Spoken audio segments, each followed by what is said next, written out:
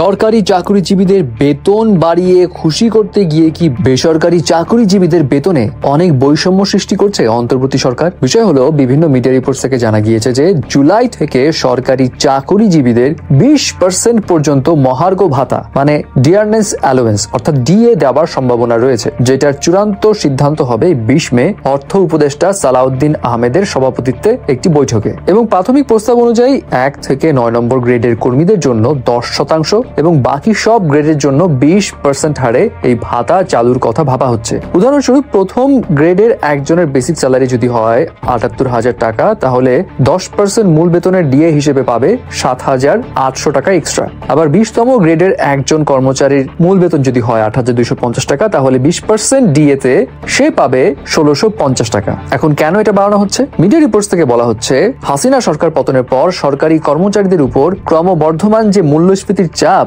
সেইটা কমাতে গত ডিসেম্বর একটি কমিটি গঠিত হয়। মানে সরকারি কর্মকর্তা কর্মচারীদের যাতে পারচেস পাওয়ার ঠিকঠাক থাকে, ক্রয় ক্ষমতা ঠিকঠাক মতো মেনটেন করতে পারে, এই বিষয়গুলো মেনটেন করার জন্য কমিটিটা গঠন করা হয়। বাট কমিটির এন্ড থেকে কোনো অ্যাকশন না নেওয়ায় ভিতরে ভিতরে সরকারি কর্মচারী কর্মকর্তাদের এক ধরনের অসন্তুষ্টি প্রকাশ পায়, যেটা দূর করতে গিয়েই এমন সিদ্ধান্ত নেওয়া হচ্ছে বলে জানা যায়। সাধারণত প্রতি বছর বেতন ভাতা খাতে বাজেট বরাদ্দ থাকে 6 থেকে 8%। সেই হিসেবে 2025-26 অর্থ বছরের জন্য এই বরাদ্দ প্রায় 89,500 কোটি টাকায় পৌঁছাতে পারে। তবে এই মহার্ঘ ভাতা যুক্ত হলে ব্যয় বাড়বে 97,000 কোটি টাকার কাছাকাছি। দ্যাট মিনস 8,000 কোটি টাকায় এক্সট্রা বেড়ে যাবে। এখন এই মহার্ঘ ভাতা চালু হলে তো হলোই, বাট এছাড়া হাসিনা সরকারের সময় একটা কিন্তু নিয়ম চালু ছিল, 5 বছর পর পর সরকারি কর্মচারী কর্মকর্তাদের বেতন কাঠামোর ওটা না বাড়িয়ে প্রত্যেক বছরই 5% হারে বেতন বাড়ানো হতো এবং এক্সট্রা আরো 5% স্পেশাল প্রণোদনা দেওয়া হতো।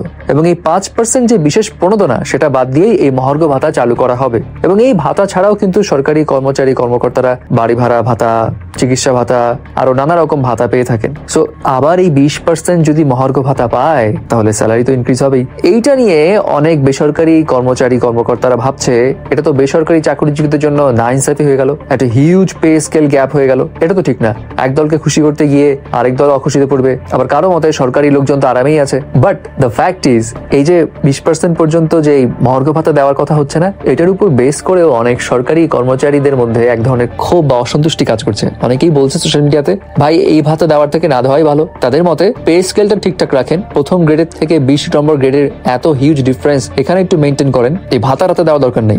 যাই হোক, মানুষকে আসলে খুশি করা বড় কঠিন। বাট এই যে ভাতা যে বাড়ানো হচ্ছে আলটিমেটলি, এবং এটা যদি ফাইনালাইজ হয়ে যায়, তাহলে এটা নিয়ে আপনার কি অপিনিয়ন জানাবেন কিন্তু।